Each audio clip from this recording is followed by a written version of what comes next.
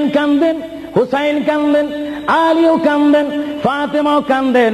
আজরাইল বলেন, তিনি আজরাইলও কান্দা শুরু করেছেন। আমি পৃথিবীতে বহু মানুষের রূহ নিয়েছি, প্রাণ নিয়েছি, কিন্তু আমি মালাকুল মউত কোনোদিন কাঁদিনি। এখন আওলাদ রাসূলের অবস্থা দেখে যখন আজরাইলও কাঁদতেছেন, আল্লাহর প্রিয় নবী সাল্লাল্লাহু আলাইহি ওয়াসাল্লাম মা ফাতেমাকে ডাক দিলেন, হে আমার মেয়ে, তোমাকে আমি কত আদর করেছি, তোমার কোনো কথা আছে কিনা? মা ফাতেমা প্রশ্ন করলেন, ইয়া রাসূলুল্লাহ, আপনি তো দুনিয়ার থেকে চলে যাবেন, দুনিয়ার থেকে চলে যাওয়ার পরে এই জায়গাটার নাম হচ্ছে কবর, কবরের পরে একটা জায়গা হবে হাসর।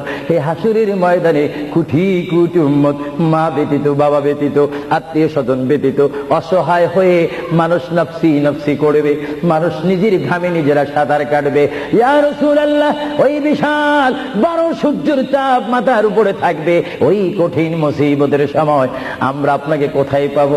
আল্লাহর নবী কেঁদে কেঁদে বলেন, এ ফাতেমা, আমি তোমাকে জানিয়ে দিলাম, হাসরের ময়দানে তোমরা আমাকে একটি জায়গায় পাবে, যে জায়গার নাম হচ্ছে মিজান, যেখানে আমার উম্মতের নেক এবং বদি ওজন হবে।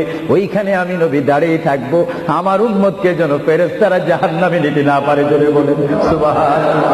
আল্লাহর প্যারা নবী কেঁদে কেঁদে বলেন, ফাতেমা, আমাকে তুমি মিজান পাল্লার কাছে পাবে। আর ফাতেমা প্রশ্ন করলেন, ইয়া রাসূলুল্লাহ, যদি মিজানে যদি আপনাকে না পাই? আল্লাহর নবী কেঁদে কেঁদে বলেন, আমাকে তোমরা জাহান্নামের দরজার মধ্যে পাবে।